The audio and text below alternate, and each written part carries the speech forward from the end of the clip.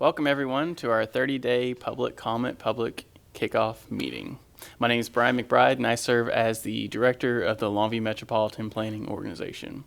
Today I'm going to talk to you about a couple of our plans that we've advertised on our website and through public notices about our Regional Thoroughfare Plan and our Metropolitan Transportation Plan. First off, I'd like to talk a little bit about the MPO boundary of who we represent and how these plans provide the transportation system update throughout for the next 25 years. So our MPO boundary, we represent going west all the way to Gladewater, going east now with our recently annexed area into Hallsville, going south into Lakeport, and going north into East Mountain, with Longview urban area being as our central area of who we have become to exist. But we represent each of these cities as it relates to the other 24 metropolitan planning organizations across the state. These are the plans that we'll be talking about today. So every 5 years we update our long-range transportation plan, or what we acronymed our Metropolitan Transportation Plan, as well as our Regional Thoroughfare Plan. And so our last update, or our last adoption for these plans were back in 2019. And so it's now due to this time to actually update them. And so it's been about a year process. Started back in December of 23, where we engaged with the consultant of Kimley Horn to help provide staff with the necessary assistance and technical expertise, as well as their assistance in public involvement, as we're very limited with our staff numbers, to help provide a sense of direction and guidance to the public to gather their input and their feedback in developing this plan. So the first few months, they were seeing what the old plans were that were adopted in 2019, looked at the guiding principles that provided those or developed those, and then we also provided them with our travel demand model. When March and May came, we started to have our first steering committee where we looked at our needs for the area, engaged with our steering committee, as well as looking with our stakeholders of each area. So we talked to mayors as well as council members and just trying to figure out what are the needs for the overall Longview, the greater Longview area. Additionally, we kicked off our first public meeting in April, where we had an open house to describe what was going on, how to provide public input throughout the process, as well as kind of go through this timeline in more in depth with them. June and August rolled around, and we had our second steering committee and our third steering committee meeting to kind of go with what kind of input we were receiving, how that influenced the projects, and as well as like what was going to be our quote-unquote wish list, or what I would call our unfunded needs for the area. We talked about, or we approved the prioritization matrix. So we talked about, you'll see later on, what criteria these projects must go through to get a certain score and how they end up in our project list. And we started developing this long-range plan. Fast forward to September and to November, we had our second open house meeting back in September, where we provided the same sort of information and avenue for individuals to provide your last-minute input or comments into the plan as it relates to projects, and so we can make sure that we incorporate them into our model. Additionally, we started to finalize our next steps. We're finalizing our MTP as well as our RTP as what we are doing today, where we're kicking off our 30-day comment period. After this 30-day comment period is concluded, we will actually present this to both our technical committee as well as our policy board committee, where they will be hopefully encouraged to adopt said documents so we can effectively put these documents into play. So I'm going to go over the Regional Thoroughfare Plan. So essentially, the Regional Thoroughfare Plan allows us to have a proactive approach to developing our transportation network. It provides recommended alignments of roadways out to the year 2050, as 2050 is our horizon year. It encourages right-of-way preservation for future roadways and widening projects and establishes road design standards. The plan's component is we work with agency coordination. So we worked with economic development individuals, we worked with housing, as well as our members of our steering committee and our technical committee, as well as members of our policy board to kind of help shape what their wishes and what their communities and their interests are throughout their area that they represent. So we got the data collection as well as assess the existing conditions, as well as we went through public involvement. After receiving initial input from the public and stakeholders, Kimley Horn, our hired consultant, assisted the MPO with testing the different roadways through our travel demand model and provide different alternatives and scenarios to help shape what we believe to our regional thoroughfare plan should exist. So this is any key takeaway from this document itself is this regional thoroughfare plan map. And so its purpose is to identify the location and type of roadway facilities to meet projected long-term growth. The dashed lines shown are the alignments of new roadways and are important to preserving right-of-way for these thoroughfares over time. Roadways are categorized by functional classification, which is a way to designate a hierarchy of roadways and bring us to the last component of the plan, which is roadway design. So as I will go back, you can see the different hierarchies from principal to minor arterials, as well as major collectors, as well as minor collectors and local roadways. We do a hierarchy because as road networks develop, you don't want every roadway to be a principal arterial. You have to, because that would be a over-designed. If you put a principal arterial road where it should be a local street, it might be considered to be too much volume or too much capacity on the roadway where the road would never get used. And so that's why we have different hierarchy to show where exactly each roadway is. And so with that, we provide a specific design characteristic by functional classification within this document. As I mentioned, principal arterials, minor arterials, major collectors, and minor collectors. And so that is the summary of our regional thoroughfare plan.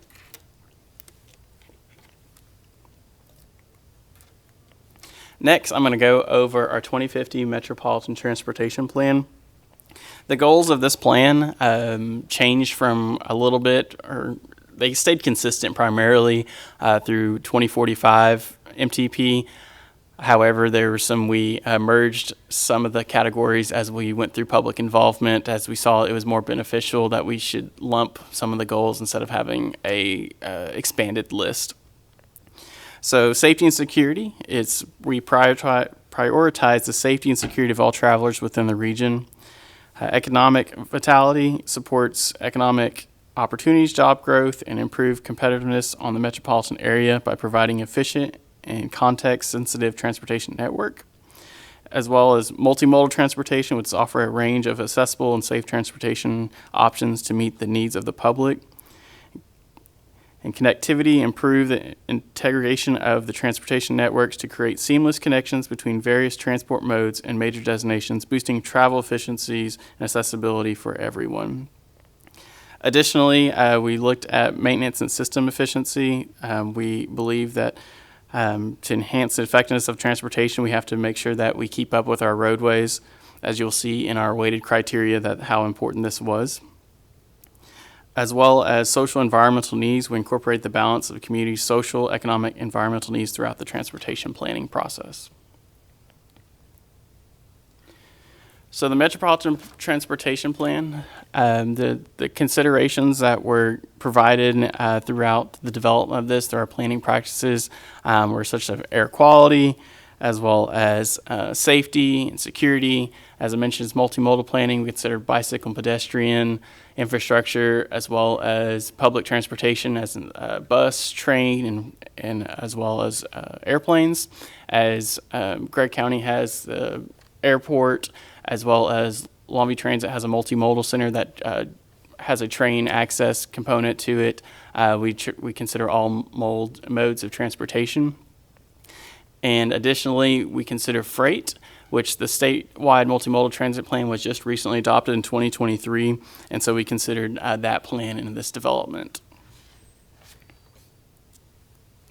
So as the regional thoroughfare plan guided the development of a portfolio of the transportation projects needed throughout our area, The list of candidate projects was filtered through a selection process that was started with a scoring system based on the criteria described on the slide, with the most weighted given to congestion mitigation and safety. And so this is kind of what I was talking about, the weighted structure that prioritized the project based upon a certain criteria so they can develop a overall score for that project in selecting that for the long-range plan. To fund these projects, you may not be aware, but the Bipartisan Infrastructure Law, also known as the Infrastructure Investment Job Act, was the largest transportation law passed. I will note that this will expire in 2026, and we'll anxiously wait to see what happens next for the surface transportation reauthorization. As required by current transportation law, the MPO must demonstrate fiscal constraint for selected transportation improvements. As shown on the slide, the Longview MPO anticipates approximately $1.1 billion over the next 10 years and totaling just over $2.3 billion over the next 25 years from state and federal funded highway projects. I will add that we should take this as a grain of salt as we're going through that reauthorization of the new bill, infrastructure bill. Some of these numbers might change. This is only our forecasted estimate over the next 25 years, and so that provides us with a sense of how we can program and fund these projects, not necessarily saying that this is set in stone of how much money we will receive.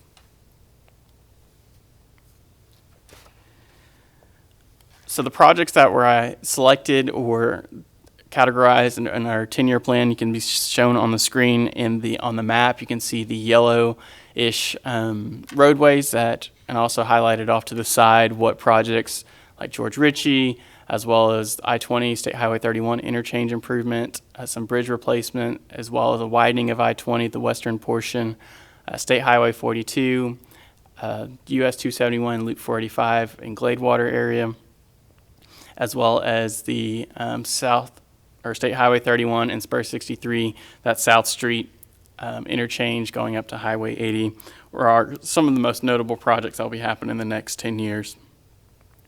So the current project listing totals for the next 10 years is just over $1.2 billion in construction cost. You can also see that we have a lot of unfunded needs indicated in the orange lines that have been identified throughout our area. So we identified these unfunded needs, like I stated before, through public involvement, such as what we're going through right now. But when we were going through the development of the plan, we also met with key stakeholders with each community to ensure that we understand the needs within the area and ensure that we capture them within developing this plan. Additionally, as it relates to finances, we have to include public transportation as well as our group projects, which are the roadway maintenance, safety enhancements, signal enhancements, and bike and ped improvements. So we selected the projects, we identified the forecast of how we're going to fund said projects. We have to, what we do throughout this development or as this plan sits live, we consider the performance metrics or performance managed strategies that were adopted by our policy board. And so that's both PM1, which is safety, PM2, which is our pavement and bridge, PM3, which is system performance, like reliability, as well as our TAM targets, which is our transit asset management targets. So looking at the projects that have been identified and selected over the course of this document, there are 7 projects that have a pavement condition of fair or poor. So we have identified that these projects will get better improvement on maintenance. On average, selected projects are anticipated to reduce congestion levels by 30% in comparison to not implementing any projects at all if we didn't do this plan. Additionally, 9 projects are in close proximity to a park and school. That was one of those weighted criteria that I talked about, being close to an amenity. 13 out of the 17 projects are along design truck routes, and so that encompasses, truck reliability, so that kind of talks about system performance. So we had a steering committee meeting just kind of in summary, provided updates to our technical advisory committee and policy board, engaged with our planning partners and supporting agencies, also had 2 open houses and 2 public meetings, provided alternate ways to provide feedback through an online transportation survey and interactive online mapping tool, as well as a hard copy of our survey. Additionally, we also gave the opportunity for individuals to meet with us to discuss issues outside of those public open houses, to provide avenues to provide feedback, whether that's providing our laptops to kind of zoom into the areas of where they live and kind of say, you know, there's a road right here that is really congested, looking at the crash data and kind of show that how we can help mitigate that in the future. As you can see, we had a lot of survey responses. We had a total of 72, both paper and online surveys. Online mapping tool was a big hit. We had 110 comments. So there was an interactive map where individuals could see our boundary and zoom into certain roadways that they had issues with, and they were able to provide more clarification of what they think that how that roadway would be improved or what issues they're facing, to leave it up to us to kind of help make recommendations to make improvements. We had 2 public meetings, and we're also doing this 30-day comment period as we're currently kicking off. So with that being said, you may ask how to provide comments. We've got 3 options as normal. Option 1, you're welcome to mail your comments in to the Longview MPO. Our PO box is 1952, and it's Longview, Texas 75606. We also have option 2, which is per email your comments. We know that's convenient for individuals. You can email mpo@longviewtexas.gov. And the third option is you can call us, share your comments at 903-237-1062. Or if you need some Spanish assistance, we do have staff that's able to help. You can call them at 903-237-1300. So our public comment period kicks off today, October 4th, and will go into November 4th to provide us an opportunity to get the documentation prior to our November 6th policy board meeting, where they will consider adoption of these 2 documents. So we'd love to hear from you. You're welcome to also visit us at our physical location, which is we're housed at the City of Longview's Public Works Division Department building. And so that is located at 933 Mobile Drive, Longview, Texas 75604. If you have any other questions, feel free to reach out to us. Both documents are posted on our homepage of our website. So if you go to longviewtexas.gov /MPO, you're able to see what the documents are in its entirety. You're welcome to schedule a meeting with us. We're happy to go over these documents more in depth, but this is just more of a high level, surface level of trying to provide input or an analysis, a summary of all the input, analysis, and public involvement that we've done in creating these documents. So thank you for your time today, and I hope you all have a good rest of your week. Thank you.